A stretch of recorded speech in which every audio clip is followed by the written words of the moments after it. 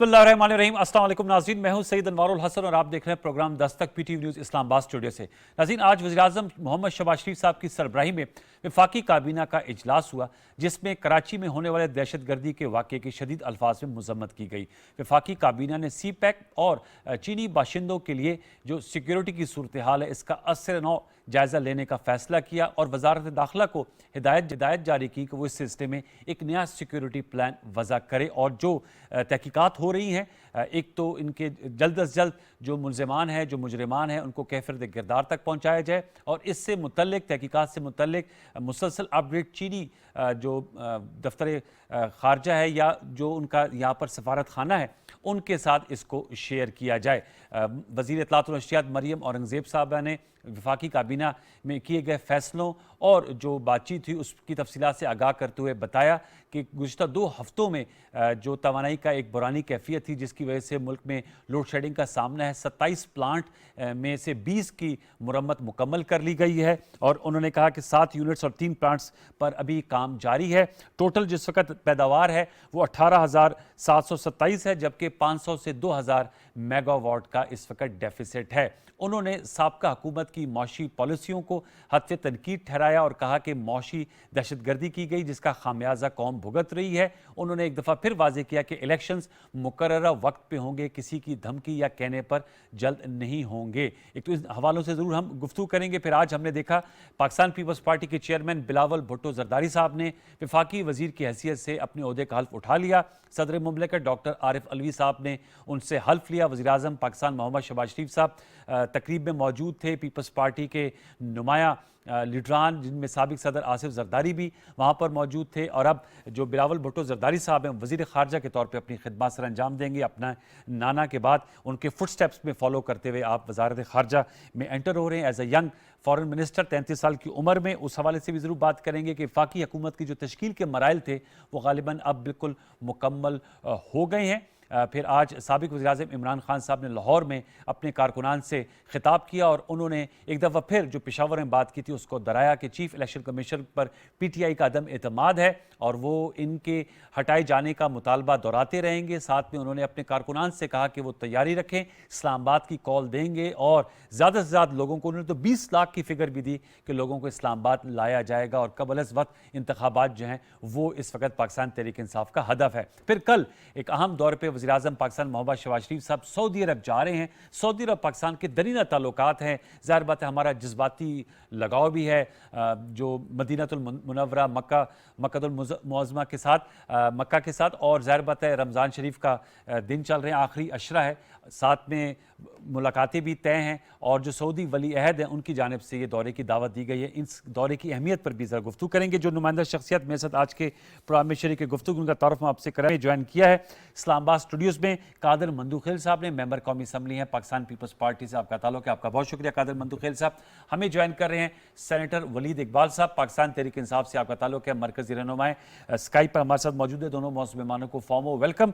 कादर मंदूखेल साहब, सर कराची से जरा स्टार्ट करते हैं। आप चूँकि कराची से ही MNA मुंतखब होकर आए हैं, इंतहाई अफसोसनाक वाक़या हुआ दहशत गर्दी का और आज हमने देखा वज़ीर दाखिला राना सनाउल्लाह साहब मौजूद थे, वज़ीर आला मुराद अली शाह साहब भी थे और अब वफाकी काबीना ने फैसला किया कि जो चीनी बाशिंदे हैं उनकी भी सिक्योरिटी का असरनौ जायज़ा लिया जाएगा। क्या कहेंगे, किस तरह एक मिसाल बनाई जा सकती है कि इस तरह के वाक़यात दोबारा ना पेश आएँ? बिल्कुल जी, इंतहाई अफसोसनाक वाक़या है। हमारा दोस्त मुल्क चीन, जिनके साथ आसिफ अली जरदारी साहब ने चाइना के 8-9 दौरे करके और सी पैक को इस्टेब्लिश कराया जी, और नवाज शरीफ साहब के दौर में प्रॉपर्ली वो शुरू हुआ और इस तरह के वाक़यात होना यकीनन दुश्मन मुल्कात भारत का और इनका पहले दिन से ये सोच थी, ये कोशिश थी कि ये सी पैक कामयाब ना हो जाए। ठीक। और चूँकि मेरे भी ओरिजिनली ताल्लुक़ बलूचिस्तान से, ज़ोब से है, तो यकीनन अगर एक रेगिस्तान है, न वहाँ पानी है, न वहाँ खुराक है, न वहाँ रोज़गार है, कुछ भी नहीं है, तो ऐसी सूरत में अगर सी पैक वहाँ कामयाब हो जाते तो आप समझ ले कि लोगों में कितनी ज़्यादा खुशहाली आ सकती है जी। लेकिन गौर तलब बात यह है कि इससे पहले भी इस तरह वाक़यात, नाखुशगवार वाक़यात होते थे, लेकिन इस वाक़े में थोड़ी सी मुनफरद बात यह है कि फौरी तौर पर वज़ीर दाखिला, वज़ीर आला सिंध वहाँ जाए उको पे और इनसे मिले और आज ही पाकिस्तान की तारीख़ का सबसे कम उम्र वज़ीर ख़ारजा बिलावल भुट्टो साहब भी चीनी सफारतखाने गए और फिर वज़ीर-ए-आज़म साहब ने उसी नेशनल 20 पॉइंट जो नेशनल एक्शन प्लान किया है उनको रिव्यू करने के लिए, उस पर अमल दरामद करने के लिए जो बहस की है, तो मैं समझ लूँ कि ये एक आगाज़ बड़ा अच्छा है कि इसको क्विक रिस्पांस के तौर पे मैं देखना चाह रहा हूँ, क्योंकि ऐसे मामले में सिवाय ताज़ियत करने की, दुआ करने की, खबर चलने के अलावा ये चीज़ नहीं होना चाहिए। ये प्रैक्टिकली स्टेप है जो सूबाई हुकूमत की तरफ से, वज़ीर ख़ारजा की तरफ से या प्राइम मिनिस्टर की तरफ से उठाए गए, और यकीनन पाकिस्तान खुशहाल होगा तो अवाम खुशहाल लगे। और इस तरह अगर दुश्मन के हाथों में जो लोग खेल रहे हैं और इस तरह वो अपने मुल्क के बाशिंदों को या दोस्त ममालिक जहाँ प्रोजेक्ट बना रहे हैं उनको नुकसान पहुँचाएंगे, तो पाकिस्तान को नुकसान पहुँचाने के में मैं वलीद इकबाल साहब, सर आप मुझे सुन पा रहे हैं? जी बिल्कुल जी। वली साहब, मैं आपकी भी तासुरात जानना चाहूंगा। जो कराची का वाकया हुआ, ज़ाहिर बात है पाकिस्तान में बदअमनी के वाकयात से पाकिस्तान का एक तो अपना अमन व अमान भी तहबाला होता है, और फिर चूंकि इसमें चीनी बाशिंदे भी शामिल थे तो ताल्लुकात पे भी बिलवास्ता या बिलावास्ता तौर पे असरात पड़ते हैं। आप क्या इस हवाले से राय रखते हैं? दोबारा से नजरसानी की ज़रूरत है, फुल प्रूफ सिक्योरिटी, चाहे कायद कराची हो या पाकिस्तान के दीगर, आप लोगों के दौर में इंतहाई अनफॉर्चुनेट वाकया हो गया था दासू डैम की साइट पर, और उससे भी फिर असरात उसके आए थे। आप भी इस चीज़ को रिकमेंड करेंगे कि ऐसे प्रोटोकॉल्स होने चाहिए सिक्योरिटी के जो फुल प्रूफ हों? जी बिल्कुल जी। सबसे पहले तो मैंने ये अर्ज करना था कि मैं अभी फिलहाल आपको स्काइप पे नहीं ज्वाइन कर सका, मैं कुछ देर में कर लूंगा। ओके। मैं फोन पे इस वक्त इसलिए हूँ क्योंकि मैं तो फील्ड में निकला हुआ हूँ तारीख के बाद से, क्योंकि आज आपने जिस तरह प्रोग्राम की तमहीद में ये कहा, मैं आपके सवाल का जरूर जवाब दूंगा, लेकिन पहले ये बात कर दूं कि इमरान खान साहब ने आज लाहौर में, और मैं वहीं मौजूद था, अच्छा, जो हमें कॉल तो दी हुई है और तैयारी करने की इस्लामाबाद में, और ये कि जगह जगह महल्ले महल्ले गली गली जाके ये जो हकीकी आज़ादी का जो वो है ना सिलसिला लोगों में, उन्होंने यही कहा कि लीडर्स जो है वो शऊर पैदा करते हैं, और वो ऑलरेडी बहुत पैदा हो गया हुआ है, उसको और फरोग देने के लिए मैं इस वक्त फील्ड में निकला हुआ हूँ, और इसलिए मैं अभी आपके साथ फोन पे हूँ। जहाँ तक सिक्योरिटी का ताल्लुक है जी, इस हद तक मैं मंदोखेल साहब आपके दूसरे मेहमान हैं, इसी हद तक, उससे ज्यादा नहीं, इनसे इत्तेफाक करता हूँ कि ये बड़ी काबिल मज़म्मत बात है। पाकिस्तान में ऐसे वाकयात जब होते हैं और ये ऐसे खुदकुश हमले, सिक्योरिटी ब्रीच जब होती है कराची जैसे शहर में, एक दरसगाह में, एक दानिशगाह में, एक जामे यूनिवर्सिटी में, और फिर उसका निशाना जो है वो हमारे दोस्त मुल्क के बाशिंदे जो यहाँ पे अपने रोजी के लिए और कारोबार के लिए और इस काम के लिए आए हुए हैं, वो निशाना बनते हैं, तो ये ऑब्वियसली बड़ी काबिल मज़म्मत और काबिल तशवीश बात भी है। और इसमें सिक्योरिटी लैप्सेस का भी सिलसिला हो जाता है। देखें, ऐसे वाकयात हुए हैं जब हमारी गवर्नमेंट थी, और उसके अलावा ऐसे भी वाकयात हुए हैं जिनको पसपा भी किया गया।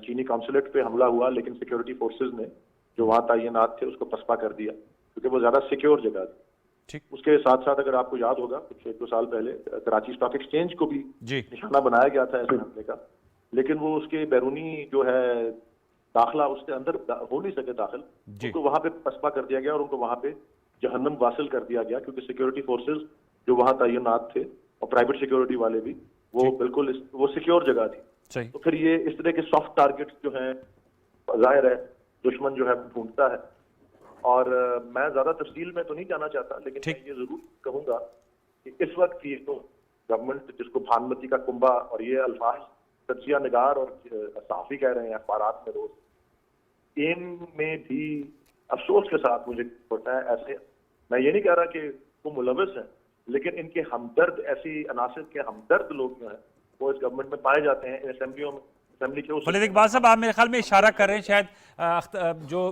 आप इशारा करें Balochistan national party mangle group की जानिब, लेकिन उनकी जानिब से तो अख्तर मैंगल साहब की तो खुद मज़म्मत मैंने खुद पढ़ी भी है, उन्होंने ट्वीट भी किया है, इसकी पुरजोर अल्फाज मज़म्मत की अख्तर मैंगल साहब ने। मैं नहीं, उनका ज्यादा इशू तो और किस्म के हैं, और उन पे नहीं ऐसी कोई उंगली उठा रहा है। ठीक, वो एक मौके पे हमारे एलआई भी रहे जी। उनको शिकायत जो खास तौर पे थी वो थी अबाउट जो लापता अफराद हैं, उसके ऊपर हमारे से जो अलहदा हुए थे, वो खास तौर पे लापता अफराद के मामले पे जी। और भी उनको शिकायत एलआई से होती रहती है। मैं वैसे कह रहा हूँ जो एलिमेंट्स मौजूद हैं इस गवर्नमेंट में, मेजॉरिटी में, जो कि एक आधे वोट से है, जो कि सिंपथाइज करते हैं ऐसे एलिमेंट्स से जो पाकिस्तान की सिक्योरिटी फोर्सेस को और पाकिस्तान की सिक्योरिटी पे अटैक को समझते हैं कि जी कोई ऐसी वो गलत बात नहीं है, और वो खुद भी उसमें कभी कभार आमना सामना उनका हुआ होता है हमारे सिक्योरिटी फोर्सेस के साथ। ठीक। बहरहाल नेशनल एक्शन प्लान और इस तरह के जो मुख्तलिफ जो वो अलग उस बात के कि हमारे सियासी इख्तलाफ इस इशू पे हैं। पाकिस्तान के शहरियों का और पाकिस्तान की बहैसियत मजमूई जो लोगों के जानो माल का तहफ़्फ़ुज़ है और पाकिस्तान की सलामती, पाकिस्तान के शहरी होते हुए किसी भी पार्टी से कोई हो, उसको उसके साथ खड़ा होना जरूरी है। और ठीक है। बात का ठीक once again, सर, मैं बिल्कुल मजम्मत करता हूँ और समझता हूँ कि अफसोसनाक ये बात। ओके, फिर हम दोबारा लौट के बातें हैं जो आपने अपने शऊर पैदा करें और एक्शन प्लान की बात की, लेकिन मैं चाहूँगा मंदुखिल साहब, मुख्तलिफुल ख्याल आपके इस वक्त हुकूमती इकट्ठ है, इस पर कुछ एतराज़ात उठा रहे हैं कि बाज़ ऐसे अनासर हैं बकौल सेनेटर साहब के कि जो शायद नरम गोशा रखते हैं। आप इस हवाले से कुछ कहेंगे? मेरे ख्याल में नरम गोशा तो सबसे पहले इमरान नियाज़ी साहब ही रख रहे थे। आप उनकी मुख्तलिफ बयान देख ले, और फिर अगर उसकी मैंगल साहब की तरफ इशारा है तो वो भी उनके इत्यादी थे। अगर उनका इशारा जो है ना शाहजैन बुगटी साहब की तरफ है तो वो भी उनके माउन खुशी थे। तो उसके अलावा फिर कौन रह गया उसमें? बाकी ये कि यकीनन वोट हमने बहुत सारे लोगों से मांगा है, वोट की हद तक तो हम इनसे भी मांगते रहते हैं कि आप भी दे दे वोट। तो लेकिन खुल के बात नहीं करे वलीद इकबाल साहब। मैं ख्वाहिश मेरी थी कि ये खुल के बात करते हैं, मगर अभी तक खौफ उनके ऊपर तारी है। किस चीज़ का खौफ तारी है? पता नहीं किस चीज़ का, ये कुर्सी का खौफ है। कुर्सी का नहीं, वो तो कह रहे हैं हम शऊर पैदा करने के लिए गली गली मोहल्ले मोहल्ले जा रहे हैं और इस्लामाबाद आने के लिए तैयारी कर रहे हैं। आपका टॉपिक इतनी असास मामले पे और इतनी में लिहाज से दर्दनाक मामले पे, और उसके अंदर भी उन्होंने अपने चेयरमैन की बात की है। भाई आपको मौका बाद में मिलेगा, किसी और चैनल में भी या अगले सेगमेंट में मिलेगा। आप कर रहे बात 20 लाख, लेकिन मैं आपको बताऊं थोड़ी सी जो बात उसने छेड़ी है तो जवाब भी दे देता हूँ। ये पहले 27 जो मार्च को उन्होंने एक जलसा करना था कि पूरे पाकिस्तान को लेंगे। उस वक्त भी इनके बहुत सारे दोस्त हमारे साथ मुख्तलिफ चैनल में बैठते थे, हम 10 लाख लोग लेंगे। मैंने कहा यार 22 करोड़ ले आओ। अब 20 लाख का हदफ है। उस वक्त 10 लाख बोला था, मैंने कहा 22 करोड़ ले आओ, लेकिन अगले दिन 72 आदमी भेज देना तो असम्बली में। उसके बाद अगला उन्होंने कहा कि ये पूरा पाकिस्तान यानी नेशनल आपकी टीवी को इस्तेमाल करके, और उनको पता था कि 4 दिन बाद मैं नहीं होऊंगा, तो लोगों को 4 दिन बाद जिसमें ये प्राइम मिनिस्टर नहीं होते यानी आदम एतमाद की तारीख के बाद उन्हें डी चौक में लोगों से अपील की क्या पा जाए। कितने लोग आ गए डी चौक, तो आपसे 2 कदम के फासले पे। नंबर 2 बात, फिर बाद उसने कराची में जलसा किया, यकीनन अच्छा जलसा था। लाहौर में मैं मानता हूँ अच्छा जलसा था, ठीक है। लेकिन अच्छे जलसे के साथ साथ ये भी बताना जरूरी है आवाम को कि मेरी सीट जहाँ मैं बैठा हूँ इस वक्त, ये पीटीआई 6ठे नंबर पे आ गई और 33 साल बाद पीपल्स पार्टी की सीट। मगर उसके बावजूद उनकी 13 MNA, 28 MPA, सदर पाकिस्तान, गवर्नर सिंध, वफाकी उज़रा समेत उसी शहर में, तो यकीनन लोग उसके साथ होंगे। लेकिन उसके बाद आपने देखा जब इलेक्शन कमीशन के ऊपर उन्होंने कल जो एहतजाज किए है, तो मेरे ख्याल में 27-25 लोगों की जम गफूर वहाँ पे मौजूद थी पीटीआई उसके इलेक्शन कमीशन के सामने जो एहतजाज किया है। तो जरा अपनी चैनल या दूसरी चैनल में देखिए, जरा गिन के आप उंगली में गिन सकते हो कि वो 25 ज्यादा नहीं, आपकी लम्हे फिक्रिया नहीं है। एक बात, लेकिन अभी ये दिल्ली दूर है।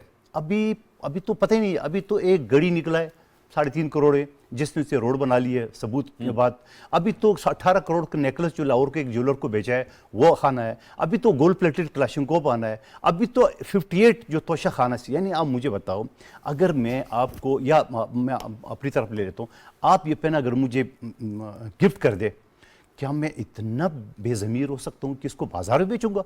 यानी गिफ्ट की तो कोई कीमत ही नहीं है, और गिफ्ट बेचना यानी उसके, और फिर खुद वली साहब वकील है, उसमें बाकायदा तोशा खाना की जो कानून रूल मेरा तोहफा मेरी मर्जी, तो ठीक है उसके बारे में वलीद इकबाल साहब सर आपने सुना उसके वो जो कानून है, ये वकील है, मैं इस वजह से आम आदमी होता तो मैं बात नहीं। उस तोशा खाना की जो रूल्स उसमें लिखा हुआ है, उसमें ये एंटीक चीजों में आता है। और एंटीक जो है ना, उसके कोई वो आप बेच नहीं सकते, वो आप खरीद नहीं सकते हो, ठीक है, प्राइसलेस होता है। अच्छा नहीं भी होता है।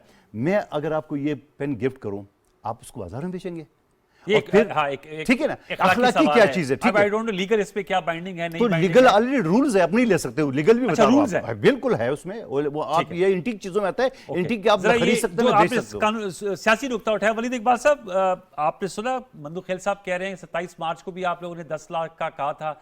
अब आज आपने कहा तकरीब में आप मौजूद थे, former prime minister chairman PTI 20 lakh का कह रहे थे। आज मरियम औरंगजेब साहबा ने दोबारा कहा है कि इलेक्शंस अपने वक्त पर होंगे और किसी की थ्रेट के तहत इलेक्शन नहीं कराए जाएंगे, और जो मुआशी आप लोगों की कारकर्दगी है उन्होंने कहा उसका कागज खाली है, इसलिए साजिशी कागज लड़ाए जा रहे हैं। वलीद इकबाल साहब, मेरे ख्याल में ये मरियम औरंगजेब साहिबा जो है वो खुशफहमी और खुद फरेबी दोनों का वो शिकार है इस हवाले से। अगर वो समझती हैं कि इलेक्शन अपने पूरे वक्त पे होगी तो ठीक है जी, हमारा भी इम्तहान है। और उनको सामना जिस लीडर का है और वो पाकिस्तान की सबसे बड़ी सियासी जमात है और उसकी सपोर्ट जो है, वो लोग भूल गए हैं ये जो सारे इल्जाम लगा रहे थे ना, और अभी भी लगा रहे हैं कि वो प्लान खाली है या कहा, लोग भूल गए हैं। लोग आटा चीनी का भाव भूल गए हैं, लोग अच्छा। भूल गए हैं ये सारी जो चीजें जो पीडीएम के जलसों जुलूसों में ये हर अपना इनका मंत्रा चलता था और हर प्रोग्राम के अंदर इनका मंत्रा चलता था।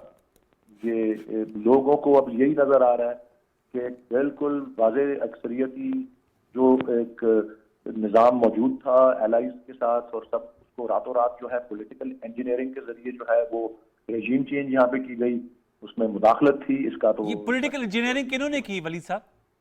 अब देखें, इस पे सारी बात जो है वो बहुत तफसील से और सारी बात हो चुकी है। उसमें अच्छा। बुनियादी तौर पे बैरूनी मुदाखलत जिसको किसी ने नफी नहीं की।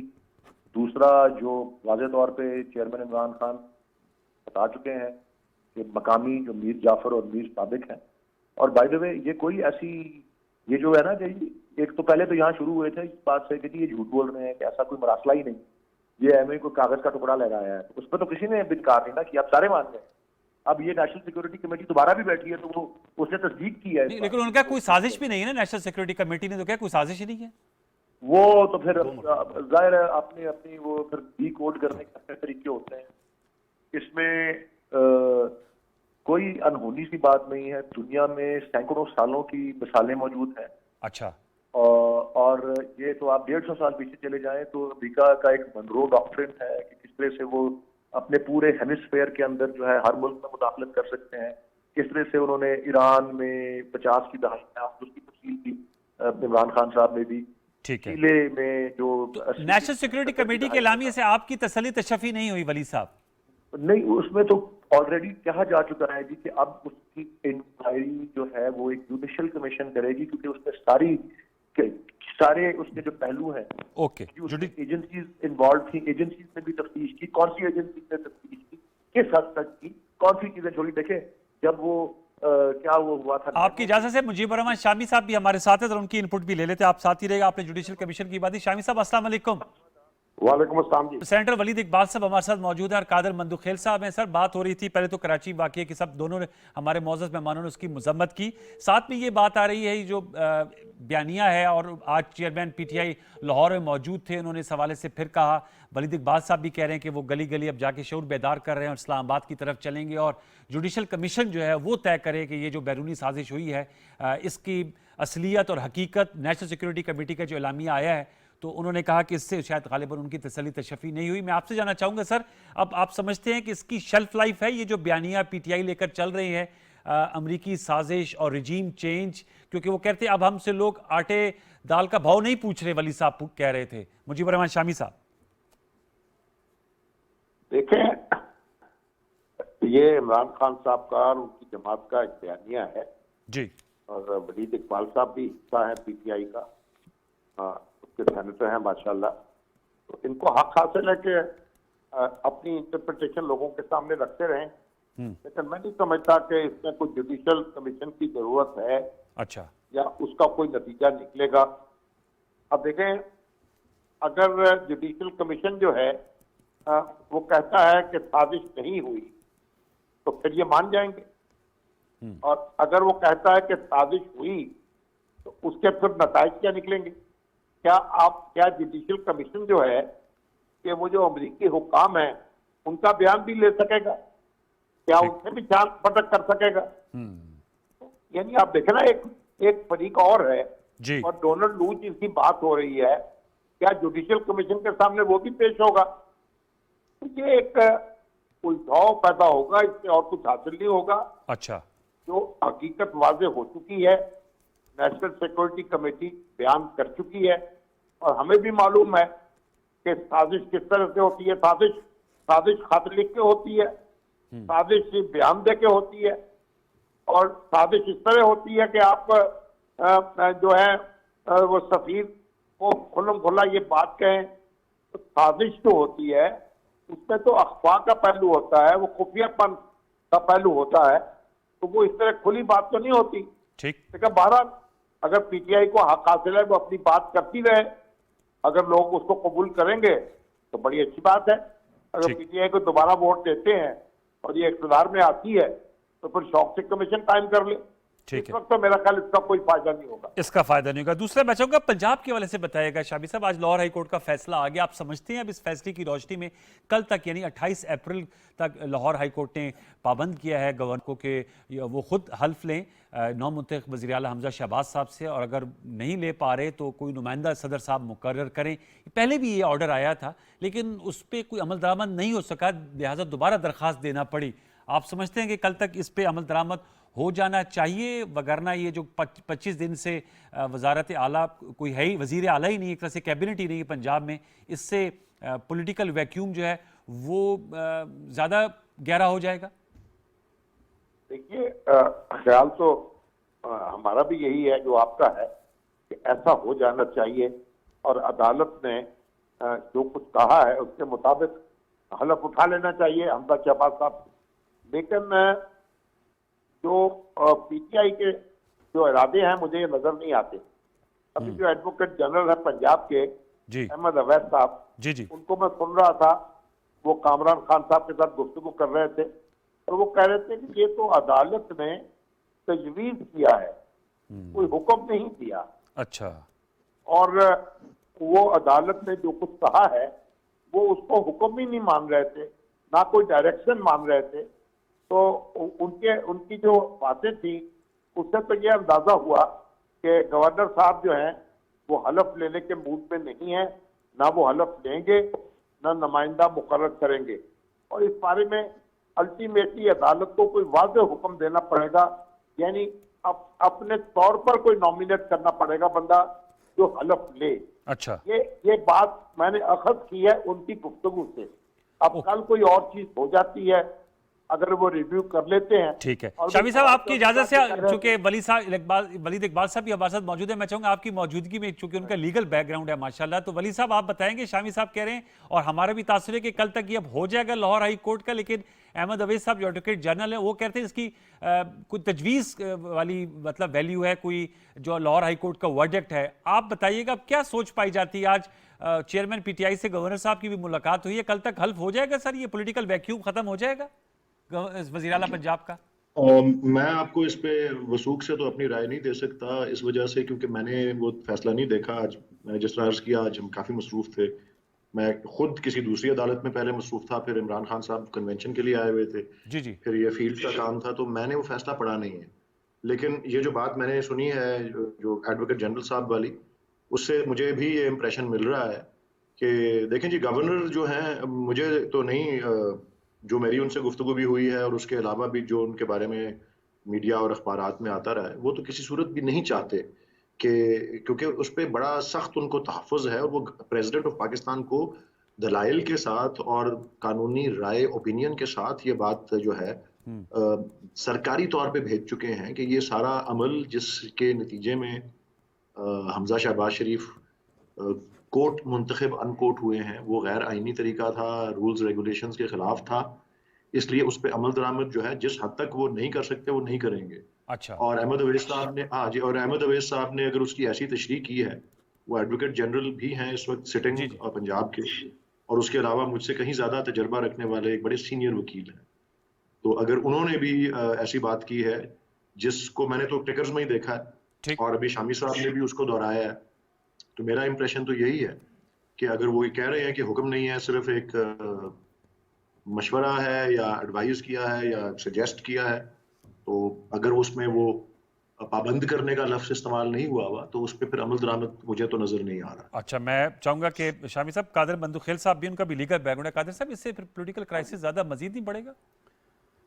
आपने देखा वो पाकिस्तान की तारीख वली साहब भी में, कह रहे हैं कि पाकिस्तान की तारीख में पाबंद नहीं किया। ऐसे कोई मिसाल मिलती नहीं है, न सदर के पास इख्तियारात है, ना गवर्नर के पास कोई इख्तियारात है और बॉन्ड है, और इससे पहले गवर्नर सिंध ऐसी बहुत सारी हरकत कर चुके हैं। तो ये कह रहे हैं उनको तहफ़्फ़ुज़ात हैं। देखिए क्या तहफ़्फ़ुज़ात वो है, तहरीरी तौर पे सदर साहब को आगाह किया, वली साहब कह रहे हैं। भाई तो ये वो लोग हैं जैसे वो किराएदार नहीं होते हैं, न वो किराया देते हैं, न मकान खाली करते हैं, उसके बाद पुलिस बुलानी पड़ती है उसको निकालने के लिए। ये आखिर में पुलिस बुलानी पड़ेगी इनको। बात यह है कि ऐसी तारीख में कोई मिसाल नहीं मिलती है। सुप्रीम कोर्ट का जो फैसला, वलीद इकबाल साहब सीनियर वकील है, सुप्रीम कोर्ट का फैसला आपने देखा, उसने 10 बजे का सुबह का टाइम दिया और 10 बजे से लेकर रात 12 बजे तक भी नहीं हो सका और अगले दिन असम्बली का सेशन 5-7 मिनट के लिए एडजर्न करना पड़ा। तो ऐसी चीज़ें आप क्यों मिसालें बना रहे हो? बात हुई किराएदार वाली, एक आदमी किराए भी नहीं देता है और खाली भी नहीं करता है, फिर आप क्या करेंगे? आखिर में आप उसमें फिर क्या होता है? उसके अलावा ये सारी चीज़ें, मुझे एक बात याद आती है, वलीद इकबाल साहब इसका जवाब बेहतर देंगे। आपको याद है इमरान याज़ साहब कहता था मैं लंदन में बड़ा खुश था, बड़ी खुशहाल ज़िंदगी गुजारता था और ये वगैरह वगैरह, मैं पाकिस्तान आया हूँ सिर्फ इसलिए कि यहाँ करप्शन और फ्लाफलो चलेगी। तो करप्शन तो सबसे ज़्यादा इनके दौर में भी है। तोशा खाना को जिस तरह बेदर्दी से लूटा गया, ये तो अभी तफसीलात आएंगे, ज़रा चंद दिन और सब्र करें। अच्छा, उसके बाद पाकिस्तान 124 नंबर पे करप्शन पे दुनिया में। मैं अगर IMF से पैसे लूँ तो मैं खुदकशी करूँगा। जितनी अदवार गुजर चुके 74 साल में उसके 80% ले चुके हैं, 20,000 अरब से ज़्यादा।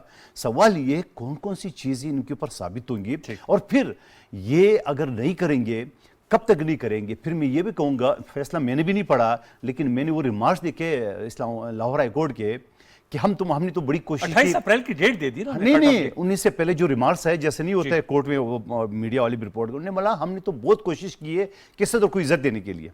मुझे नहीं लग रहा इनको इज्जत रास आ रही है। ठीक है, बात यह कि आप कभी बीमार होते हो, कभी आप क्या करते हो, ये कभी ऐसा हुआ? लेकिन आज तो डॉक्टर आरिफ अली साहब ने बिलावल भुट्टो साहब से तो हल्फ लिया।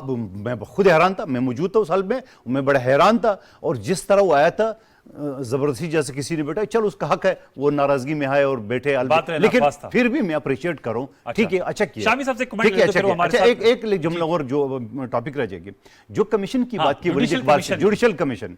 वलीद इकबाल साहब वकील है, आम लोग हैं, उनको समझाना बड़ा मुश्किल काम है। अब जुडिशल कमीशन अगर बन गई, ठीक है, तो क्या जुडिशल कमीशन कौन बनाएगा? यह अदालत बनाएगा जिसको आप कहते हैं 12 बजे क्यों खुला? जबकि आर्टिकल 190 के तहत अदालतों का किसी अदारों को अपनी ऑर्डर इंप्लीमेंट करने के लिए और फिर खुद 100 मोटो जो एक्शन लिया था, तो 100 मोटो के लिए मुझे या शहबाज शरीफ या किसी और को जाने की जरूरत नहीं है। जब अदालत ने यह जरूरी समझा कि सुबह 10 बजे मैंने टाइम दिया और रात 12 बज गए अमल दरामद नहीं हो, तो यकीनन और अदालत 24 घंटे होती है। ठीक है, यह भी कानून है। फिर जुडिशल कमीशन अगर बन गया तो किसकी होगी? कोई आप वाली बात की अमेरिका से वो तफ्तीश करेंगे? यही जो फौजी हमारे दायरे जिसको ये मुतनाज़ा बनाने की कोशिश कर रहे हैं, पहले कहते थे एम्पायर की उंगली, फिर कहते हैं पेज 1 पेज, वो पेज भी पाड़ दिए।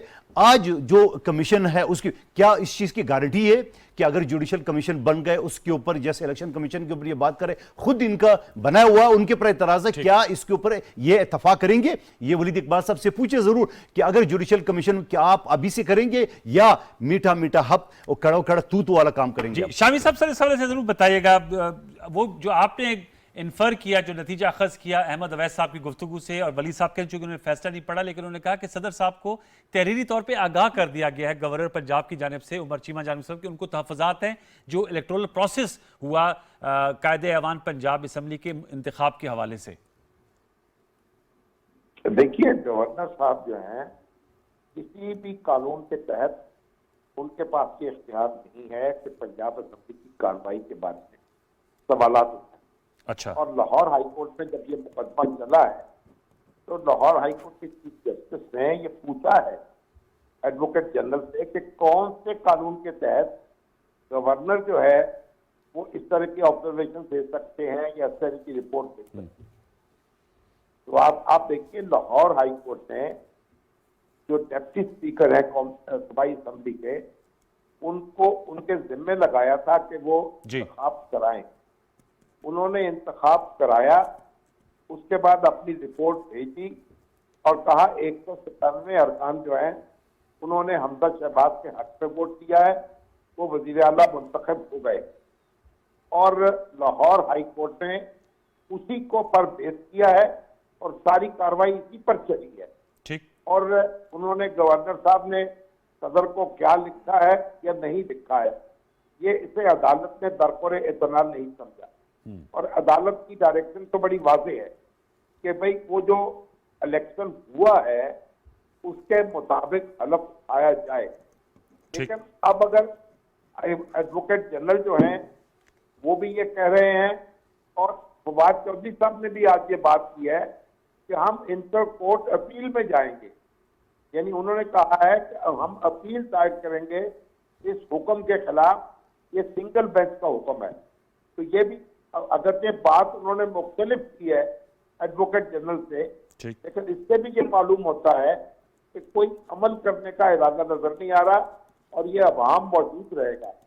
और ये कैसे अदालत इसको कैसे रफा करेगी, ये अदालत ही को करना पड़ेगा, हाई कोर्ट करे या सुप्रीम कोर्ट करे। तो वाज़ेह हुक्म दिया जाए कि फलां साहब जो हैं उनके जिम्मे हम ये लगाते हैं कि वो हलफ ले लें, तब बात खत्म होगी। अदरवाइज मुझे इसमें अभी तक उलझाव नजर आ रहा है, अल्लाह करे मेरा अंदाजा गलत। लास्ट क्वेश्चन फिर मैं वली साहब के पास जाऊंगा। सर, चीफ इलेक्शन कमिश्नर के हवाले से भी चेयरमैन पीटीआई ने पेशावर में भी आज लाहौर में भी कहा कि उनके हटाए जाने का मुतालबा करते हैं। वो कहते हैं हमें एतमाद नहीं है और किसी सूरत इनके तहत जो है वो ना फॉरेन फंडिंग केस और या इलेक्शंस वो नहीं मानेंगे। शामी साहब, देखें, चीफ इलेक्शन कमिश्नर को हटाने का एक ही रास्ता है और वो ये है कि उनके खिलाफ रेफरेंस भेजा जाए, सुप्रीम जुडिशियल काउंसिल उनके खिलाफ कार्रवाई कर सकती। और जब इमरान खान साहब वजीर आजम थे उस वक्त इस तरह की बात हुई। अब वो वजीर आजम नहीं है, लेकिन अगर उन्हें इलेक्शन कमिश्नर पर एतराजात हैं वो रेफरेंस दायर कर सकते हैं और सुप्रीम जुडिशियल काउंसिल में जा सकते हैं, दरवाजा उसका खटखटा सकते हैं। अब तो कोई भी शख्स जो है वो दरखास्त दायर कर सकता है और इसके अलावा कोई और तरीका नहीं है। चीफ इलेक्शन कमिश्नर को आप इस्तीफा देने पर मजबूर नहीं कर सकते, खासतौर पर उस वक्त जबकि आपका अपना मुकदमा उनके सामने जेर समाअत हो। ठीक, तो फिर आपकी कोई अखलाकी पोजीशन नहीं रह जाती। ठीक है, जिससे कि आप ये तो सिर्फ एक दबाव बढ़ाने का एक अरबा नजर आएगा और लोग इसी तरीके से उसको देख रहे हैं। ठीक, तो मेरा ख्याल जो इमरान खान साहब जो मुतालबा कर रहे हैं, मेरा ख्याल वो गैर अखलाकी भी है और गैर आईनी भी है। ओके, बहुत शुक्रिया मुजीबर रहमान शामी साहब, आपने हमारे सवालों के जवाब दिए। जी वलीद इकबाल साहब, सर बताइएगा, अगर चीफ इलेक्शन कमिश्नर से बात करें स्टार्ट, तो आज शामी साहब की आपने गुफ्तगू सुनी, उन्होंने कहा ये बड़ा गैर अखलाकी और गैर आईनी मुतालबा है। क्यों कर मुतालबा कर रहे हैं? आप लोगों ने तो अपने दौरे हुकूमत में प्राइम मिनिस्टर जब इमरान खान जब प्राइम मिनिस्टर थे और कायदे मतलब शहबाज शरीफ साहब की मुशावरत से इन्हें तैनात किया था। अचानक ही अब आपको इतने बुरे लग रहे हैं कि इनके हटाए जाने का मुतालबा किया जा रहा है। और दूसरा ये आप क्या समझते हैं, पंजाब का क्राइसिस, ये कहते हैं कोई नज़ीर नहीं मिलती। कादर मंदुखेल साहब कह रहे हैं हमारी पॉलिटिकल हिस्ट्री में कि गवर्नर या सदर हल्फ ना लें, मोतरज़ हो जाए लेने से, ये तो उसके पाबंद नहीं होते। जी वली साहब, देखिए जी, ये इस तरह के दलाइल और हाँ, ये दलाइल और बहस तो फिर अब अदालत के अंदर करने वाली है कि जी कौन किस चीज़ का पाबंद है और कौन किस चीज़ का पाबंद नहीं है।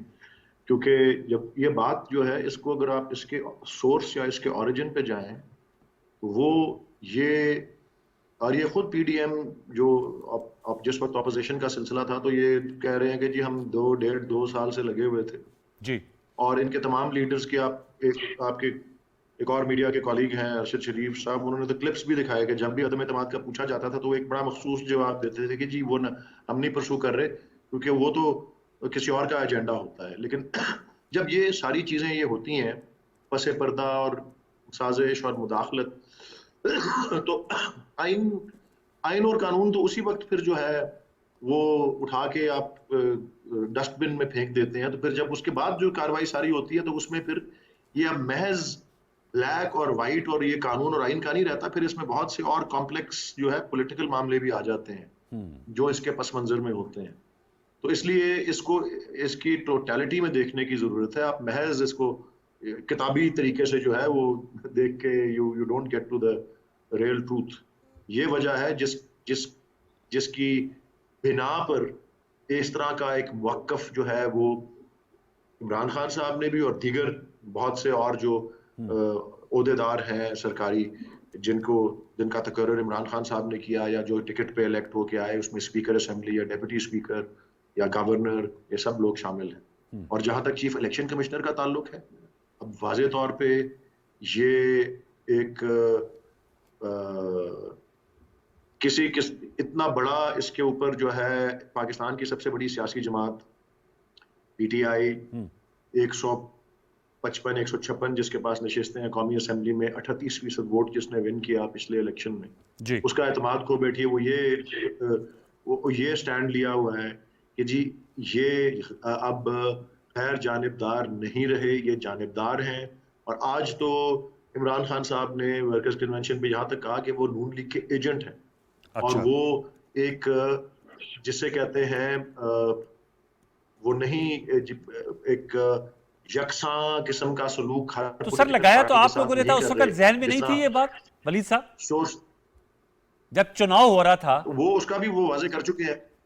उसका भी इमरान खान साहब ने वाजे किया है कि किसी वो एस्टैब्लिशमेंट की सिफारिश पे उनको लगाया था, तो ऑब्वियसली प्राइम मिनिस्टर साहब को अपनी पावर्स ही इस्तेमाल करनी चाहिए थी। ये एडमिशन इख्तिदार में जाने के बाद क्यों कर रहे हैं कि एस्टैब्लिशमेंट के कहने पे लगाई? ये तमाम एडमिशंस, चाहे वो जस्टिस फायज ईसा ऑनरेबल जज साहब के खिलाफ रेफरेंस हो या चीफ इलेक्शन कमिश्नर की तैनाती हो, तो वो तो खान साहब ने खुद से लगाना था। वो तो कहते हैं वो हर साजिश के सामने खड़े हो जाते हैं या हर किसी का दबाव नहीं लेते, तो दबाव में आके तैनाती कर दी वलीद साहब। नहीं वो नहीं दबाव में नहीं, दबाव वाली बात नहीं होती। जब कोई सिफारिश ऐसी कर दे या कोई रेकमेंड करे जो आप समझते हैं कि जी काबिल एतबार होगा, अच्छा तो बाद में ऐसा ना निकले, तो ऐसी तो अक्सर होता है। अब ये जो नैब के मौजूदा चेयरमैन जो चेयरमैन है जस्टिस, उसका तकर्रर किसने किया था? वो सबसे ज्यादा शिकायत उन्हीं को थी ना इनसे। अच्छा। इतनी देर हमारी हुकूमत थी, वो कहते थे वो गठ जोड़ है या क्या, तकर्रर तो इन्होंने ही किया था। हाँ कादर तो साहब ये ये जो जरूरत नहीं कि अगर किसी का तकर्रर किया हो, जी अगर कादर किसी का साहब तकर्रर किया हो तो अगर उनके बाद की एक्शन से ये नजर आ जाए कि वो गैर जानिबदार नहीं है, और यहाँ तक कि अब इस्लामाबाद हाई कोर्ट के डिवीजन बेंच ने भी वो फैसला मुअत्तल कर दिया जिसपे जो अमल दरामद जो जी किया जो जाना इस्लामाबाद था के सिंगल बेंच कि का था, वो सिर्फ एक सिंगल केस को ले और बाकी पॉलिटिकल पार्टीज को ना ले, और उसमें तो ये अल्फाज भी इस्तेमाल हुए हैं। जी जी जी कादर मंदू खैर साहब, ये जो वली साहब का आर्गुमेंट है, ये अनइवन मैं प्लेइंग इत्तफाक फील्ड करता नहीं हूँ। होनी चाहिए। अनइवन प्लेइंग फील्ड नहीं होनी चाहिए। मैं इनसे इत्तफाक करता हूँ कि उनके जब- एस्टैब्लिशमेंट के कहने नहीं पे नहीं लगाया वो था। मैं वो दूसरी बात पे आ रहा हूँ। जो उन्होंने बात की थी कि नेब के चेयरमैन के बारे में हम जो बात कहते थे, तो वलीद इकबाल साहब की पार्टी और इनके लोग ये कहते थे कि आपका लगाया हुआ है। यही बात हम आज कर रहे हैं कि चीफ इलेक्शन कमिश्नर को आपने लगाया, तो बराबर हो गया ना। नहीं वो कह रहे हैं अब हमने किसी के एस्टैब्लिशमेंट के कहने पे अच्छा। लगाया था, इसने एस्टेब्लिशमेंट के कहने पे लगाया, कह रहे हैं ना आपके ठीक सामने है सेंटर साहब। और जस्टिस फाइज ईसा के खिलाफ रेफरेंस भी एस्टेब्लिशमेंट के खिलाफ ये कह रहे हैं ना कि ठीक है। तो हम तो कहते नहीं हैं उसमें वो उनको फरोग नसीम साहब तो इसका को मतलब मुल्ज़म ठहराते हमारी जो बिलावल साहब की ये बात वर्जन वो तो फिर सच साबित हुई। हम तो पहले ही कहते थे सिलेक्टेड है, तो ये तो मान रहे मुंह से सिलेक्टेड है, ठीक है। हमें तो पता था कि इसको पश्तो में कहावत है कि जानमाज पे तो खड़ा कर दोगे, नमाज कौन पढ़ाएगा। हमें तो पता था जानमाज पे किसी और ने खड़ा किया है।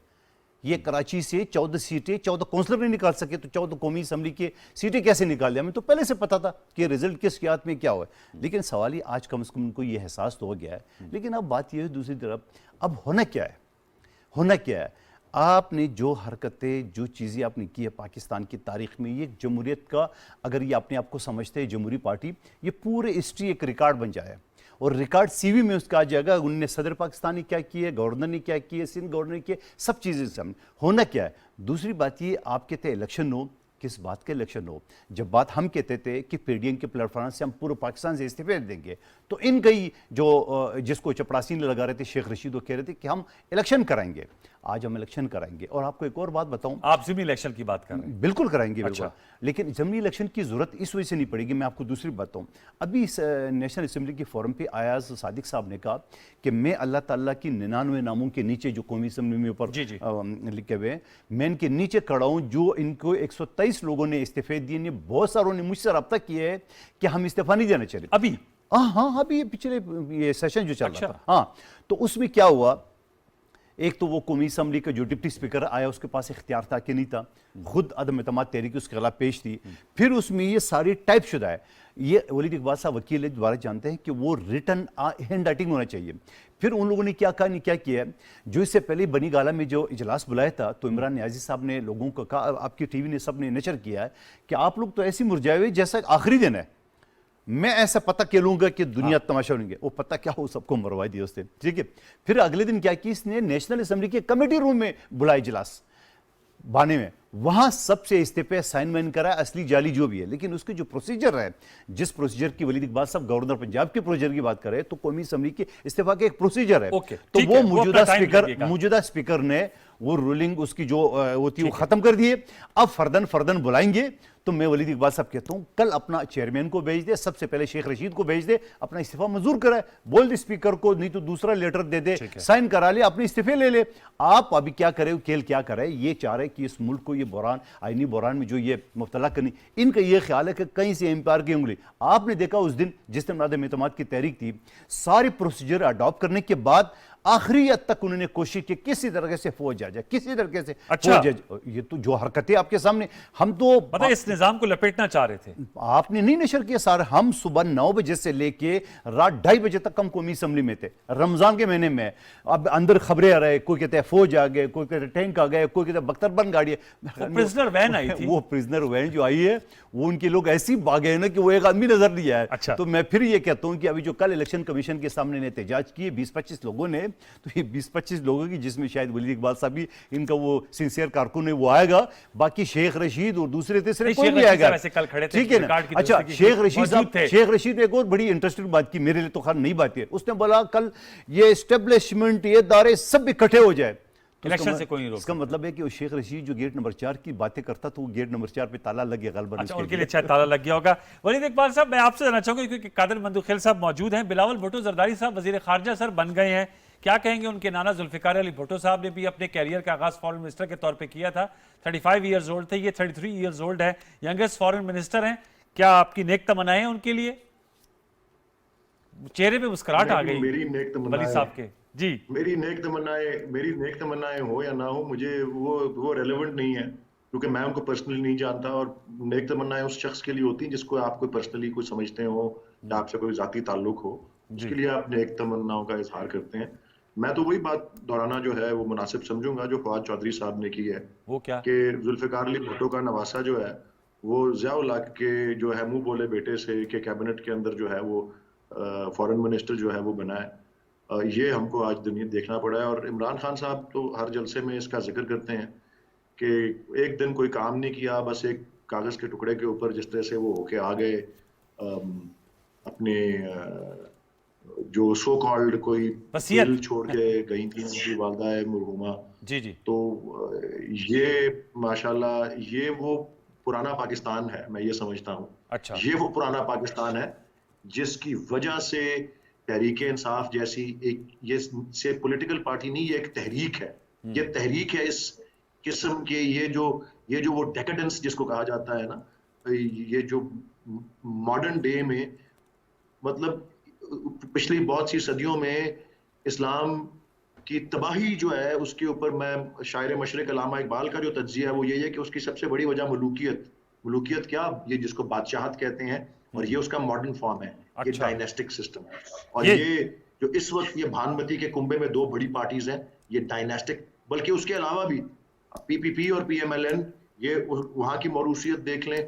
JUIF में कौन, किसने शुरू किया, नेक्स्ट कौन है और अब कौन, ANP, यही चल रहा है सिस्टम। ये सर, ये मंदुखेल साहब लास्ट वर्ड वो कह रहे हैं कि डायनेस्टिक पॉलिटिक्स, सर पुराना पाकिस्तान है ये। वैसे बिलावल साहब ने कहा था ना, वेलकम टू पुराना पाकिस्तान। हम तो वेलकम करते, अल्लाह का लाख लाख शुक्र है इनकी नए पाकिस्तान से, इनके अजाब वाले पाकिस्तान से जान छूट गया अवाम की। और दूसरी बात ये मैं एक बताऊं, मुझे तो फख्र है, मैं कल जिंदा नहीं रहूंगा, सारी जिंदगी मुझे जिंदा नहीं रहना है, यकीनन मैं अपने बेटे अपने भाई को प्रमोट करूंगा कि वो सियासत में आ जाए। अब जिसके अपने बच्चे ही नहीं हो तो किसको प्रमोट करेंगे? वो तो उंगली उठाएंगे दूसरे के ऊपर, वो तो उंगली उठाएंगे उनके। क्योंकि मैं नहीं कहना चाह रहा था ये बात, पिछले दिनों में जमामा खान साहब ने बोला कि मैं और मेरे बच्चों का पाकिस्तान से कोई ताल्लुक नहीं। ये स्टेटमेंट पाकिस्तान से कोई स्टेटमेंट नहीं जो पड़ा, चलो सियासत से ले ले। तो बात ये होता ना, मेक श्योर कि आपकी, अगर चलो मैं उस बात पे भी नहीं जा रहा हूँ, ज्यादा बात हो जाएगी। सवाल ये है, आपने जो नारा लगाया था, आपने जो इंसाफ का नारा लगाया, ये इंसाफ है? आपने जो जमात नहीं है तहरीक इंसाफ नहीं, तो ये जो करप्शन, ये सारी जो चीजें आ रही, ये सारी ये फरागुगी और ये सारी चीज जो आ रही है, तोशा खाना, ये सारी, ये तो पता चल जाएगा। मैं कहता हूँ ज्यादा नहीं, ये कहते हैं ना जब मैत होती है ना तो पूरा मालर होता है, फिर जब 7वां होता है तो फिर नज़दीक रिश्तेदार होता है, फिर जब 40वां होता है तो सिर्फ घर वाले होते हैं। अभी 40वां तो होने दो उनका। 40वां तो होने तो चले, लेकिन इस नोट पे हम प्रोग्राम को अख्ताम करेंगे। बहुत बहुत शुक्रिया सेनेटर वलीद इकबाल साहब, पाकिस्तान तहरीक इंसाफ के रहनुमा में हमें ज्वाइन किया। मुझे रहमान शामी साहब का बहुत शुक्रिया, उन्होंने अपने व्यूज़ हमारे साथ शेयर किए। और कादिर मंदुखिल साहब, it was a pleasure to have you in our show. Viewers, Pakistani सियासत है और इसके मुख्तलिफ रंग हैं। अब आने वाले दिनों में ज़ाहिर बात है सियासी बयानात तुंदो तेज़ जो है वो भी उनका भी तबादला होगा, साथ में कारकर्दगी है। मैं समझता हूँ कादिर मंदुखिल साहब और PMLN की सियासी जमातों के लिए सबसे बड़ा चैलेंज मईशत का चैलेंज है, तवानाई का चैलेंज है। कल वज़ीर-ए-आज़म शहबाज शरीफ साहब जा रहे हैं सऊदी अरब, कल हम उस हवाले से भी गुफ्तगू कर रहे होंगे, उस दौरे की अहमियत के हवाले से भी आपको आगाह कर रहे होंगे। कल तक के लिए प्रोग्राम दस्तक की प्रोडक्शन टीम और मुझे सईद अनवारुल हसन को इजाज़त दीजिए। अल्लाह ने के बाद।